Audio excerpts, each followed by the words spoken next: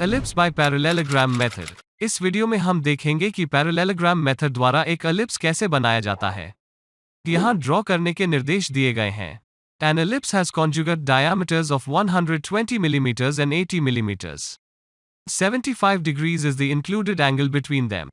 Using the parallelogram method, draw an ellipse.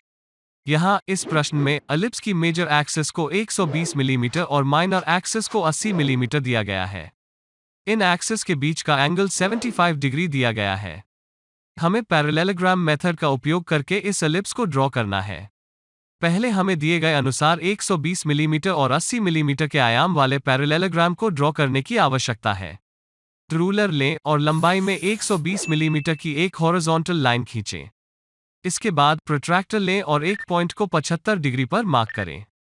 इस point को reference के रूप में उपयोग करते हुए 75 डिग्री पर झुकी हुई लाइन खींचें। इसके बाद रूलर लें और इस झुकी हुई लाइन पर 80 मिलीमीटर लंबाई का निशान लगाएं। ड्राफ्टर या रोलर स्केल का उपयोग करके दिखाए गए अनुसार पैरेललोग्राम ड्रॉ करें।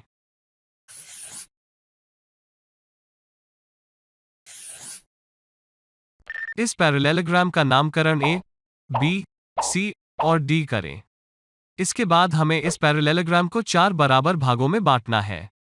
हम जानते हैं कि यह लंबाई 120 मिलीमीटर है, इसका आधा हिस्सा 60 मिलीमीटर होगा, इसलिए पॉइंट ए से 6 सेंटीमीटर पर एक पॉइंट मार्क करें। इसी तरह पॉइंट डी से 60 मिलीमीटर दूर एक पॉइंट को मार्क करें। इन पॉइंट्स को आर और एस नाम दें। इन दो पॉइंट्स आर और एस को एक लाइन से मिलाइए। इसके बाद हम जानते हैं कि ऊंचाई 80 मिलीमीटर है और 80 मिलीमीटर का आधा 40 मिलीमीटर होगा। रूलर लें और ऊपर से 40 मिलीमीटर मार्क करें और इस पॉइंट को P नाम दें। इसी तरह इस इंक्लाइन लाइन पर 40 मिलीमीटर पर एक और पॉइंट मार्क करें और इस पॉइंट को Q नाम दें। इस इंटरसेक्शन पॉइंट को O के रूप में मार्क करें। ऐसा करके हमें इस पैरेललोग्राम के 4 बराबर भाग प्राप्त हुए। पैरेललोग्राम के इन भागों में से प्रत्येक भाग में 1/4 एलिप्स आएगा। यह 1/4 एलिप्स प्राप्त करने के लिए हमें इस लाइन को कुछ समान भागों में विभाजित करना होगा। डिवीजनों की संख्या कुछ भी हो सकती है, हमें बस यह याद रखना है कि प्रत्येक भाग लंबाई में बराबर होना चाहिए। जो कि हम जानते हैं कि इस लाइन की लंबाई 60 मिलीमीटर है, इसलिए प्रत्येक पॉइंट 15 मिलीमीटर या 1.5 सेंटीमीटर दूर होगा। रूलर का उपयोग करते हुए 1.5 सेंटीमीटर पर पॉइंट्स को मार्क करें। इन पॉइंट्स के नाम 1, 2 और 3 लिखिए। इसी तरह हमें इस झुकी हुई लाइन को 4 भागों में विभाजित करना है। जो कि यह लंबाई 40 मिलीमीटर है, इसलिए प्रत्येक पॉइंट दूसरे से 10 मिलीमीटर या 1 सेंटीमीटर दूर होगा। रूलर लें और 10 मिलीमीटर लंबाई पर पॉइंट्स मार्क करें। इन पॉइंट्स को मार्क करने के बाद नामकरण करें 1 2 और 3। इसके बाद हमें इन सभी पॉइंट्स को पॉइंट R से मिलाना होगा।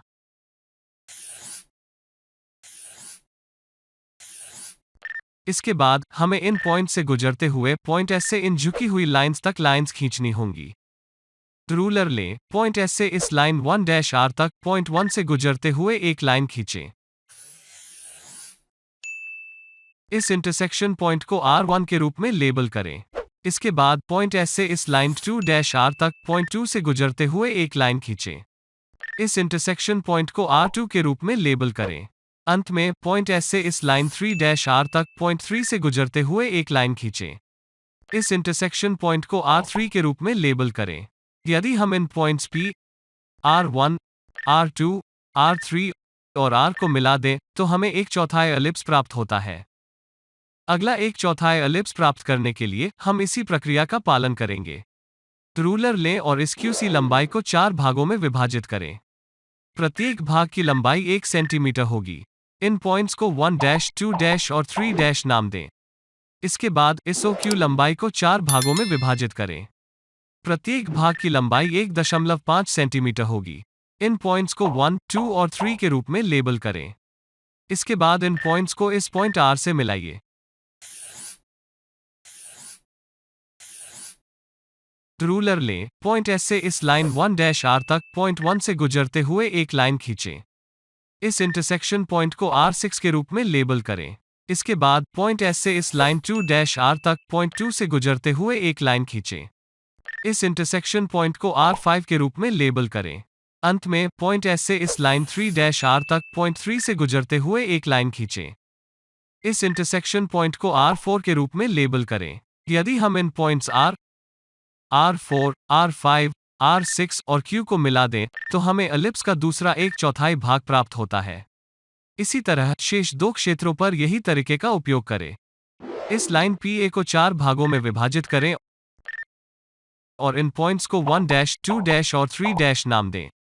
इसके बाद इन पॉइंट्स को पॉइंट S से जोड़ें।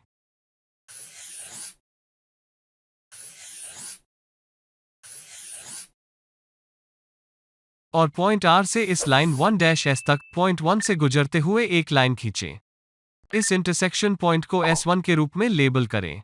इसके बाद पॉइंट R से इस लाइन 2-S तक पॉइंट 2 से गुजरते हुए एक लाइन खींचें। इस इंटरसेक्शन पॉइंट को S2 के रूप में लेबल करें। अंत में पॉइंट R से इस लाइन 3-R तक एक लाइन खींचें, जो पॉइंट 3 से होकर गुजरती है। इस इंटरसेक्शन पॉइंट को S3 के रूप में लेबल करें।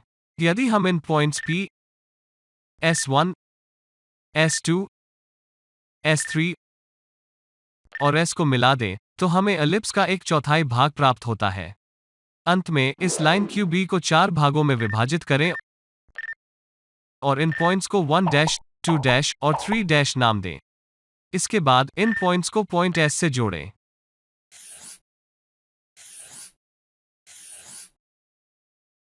और पॉइंट R से इस लाइन 1-S तक पॉइंट 1 से गुजरते हुए एक लाइन खींचें। इस इंटरसेक्शन पॉइंट को S6 के रूप में लेबल करें। इसके बाद पॉइंट R से इस लाइन 2-S तक पॉइंट 2 से गुजरते हुए एक लाइन खींचें। इस इंटरसेक्शन पॉइंट को S5 के रूप में लेबल करें। अंत में पॉइंट R से इस लाइन 3-R तक एक लाइन खींचें, जो पॉइंट 3 से होकर गुजरती है। इस इंटरसेक्शन पॉइंट को S4 के रूप में लेबल करें। यदि हम इन points S, S4, S5, S6 और Q को मिला दें, तो हमें एलिप्स का तीसरा 1/4 प्राप्त होता है। एलिप्स प्राप्त करने के लिए हमें इन सभी पॉइंट्स को मिलाना होगा। फ्रेंच कर्व का उपयोग करके फाइनल एलिप्स ड्रॉ करें। यह हमारा अंतिम एलिप्स है। हम देख सकते हैं कि पैरेललोग्राम मेथड द्वारा एलिप्स रेक्टेंगल मेथड द्वारा एलिप्स के समान है, केवल अंतर यह है कि एक्सिस निश्चित एंगल पर झुकी हुई है। मुझे आशा है कि आप पैरेललोग्राम मेथड से एक एलिप्स खींचना समझ गए होंगे। अगर आपको यह वीडियो पसंद आए तो लाइक बटन पर क्लिक करें और अगर आप ADTW लर्न हिंदी पर नए हैं तो सब्सक्राइब बटन पर क्लिक करें और मेरे सभी लेटेस्ट वीडियोस प्राप्त करने के लिए सभी नोटिफिकेशंस को चालू करें।